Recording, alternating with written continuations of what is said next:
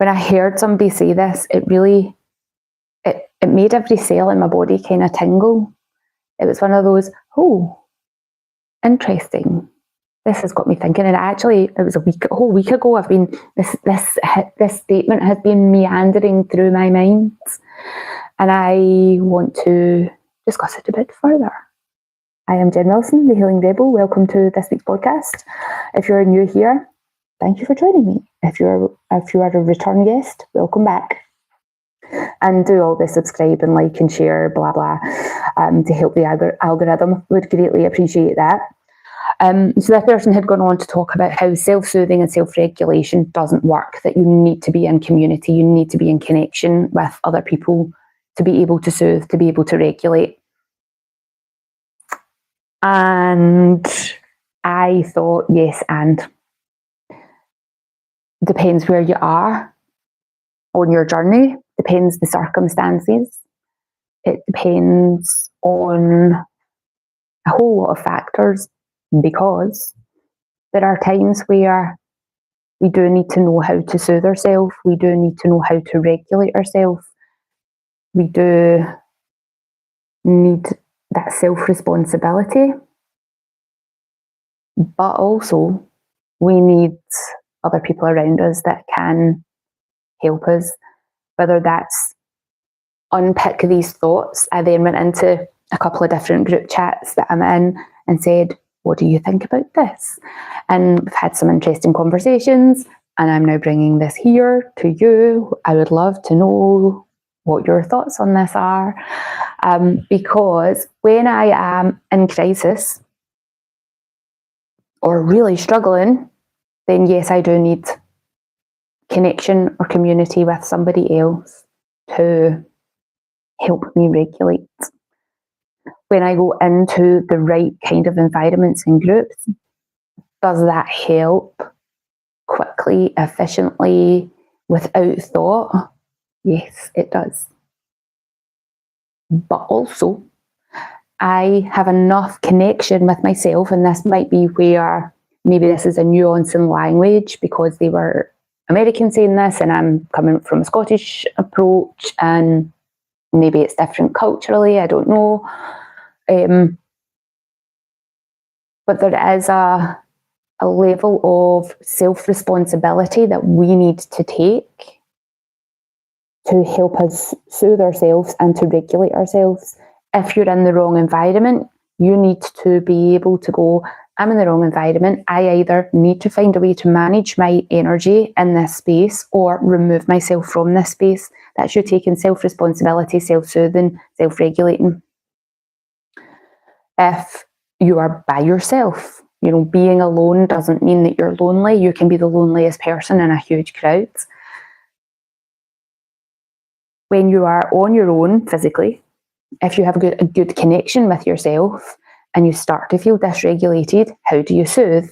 I have my drum here. I know that if I play my drum, some days it'll make me feel great, some days it won't. I also have my blanket, and I like to wrap myself up in that sometimes. I will lie down on the floor and do my fascia work. I will have my smoothie. All of these things to me are me taking self-responsibility to self-soothe, to self-regulate, to all the other self things that there's a lot of talk in the well-being industry of this is the aim, to be able to self-regulate, self-soothe, etc. Or people will say, you just need to. And I think what this lady was pointing out was, you need support there first to help you get to that place. If you have never been able to regulate yourself, if you've never been able to soothe yourself, you need a safe and true community to help you get there. But also, how do you learn how to do that for yourself? Now, one thing that I do not like, and I have been on workshops where people are like, oh, give yourself a hug, do this is so soothing. I find that really restricting. Now, I love having a blanket and swaddled into a blanket.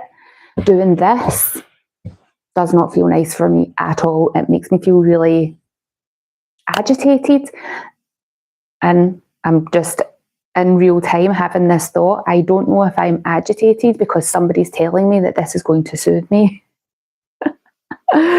Although I did do, where's the book? I'm trying to see it on the bookshelf. Kirsten Nerf's book on mindful self-compassion, and that there was a lot of self-stroking to help soothe. Again, it makes me feel itchy. That doesn't feel nice. But also in Kirsten's book, she goes on to talk about finding the things that help you soothe. So whatever that is it singing, is it whistling, is it drumming, touching yourself, whatever. How do you do that? But you might need to recognise that you need to go externally for some help and support first. Depends what's happening. Depends who you are and where you are on your path and on your journey. I have been doing personal development and self-help. That's the one I couldn't remember. Self-help. Like, a lot of the time, we can't help ourselves. We need to have an external person to mull over our thoughts. Like, I'm doing this now in real time on the podcast. I'm having a conversation with nobody into the ether as I record this. However, as I hear words coming out my mouth, I go, oh, hang on a minute, is that actually what I think? Oh, is that actually how I feel about this? Or other thoughts will come in. One of my business coaches, he talks about how it's really good to talk through your ideas with other people, because when you're only running your own narrative in your head, it's really difficult to see where people are not understanding your message or not getting the meaning of things. And this is where the argument against using AI can come in, because AI will give you back a regurgitated version of what you've asked it, and it's very specific. For example, I use AI to help me write some of my social media content and my website content, especially when it's targeted for sales stuff, because I've been doing this for 16 years and never been good at it. Why do I think I'm all of a sudden going to be good at it now? If I can use an external tool to structure a sentence slightly differently, and I go, oh yeah, that makes so much more sense now I've seen it that way.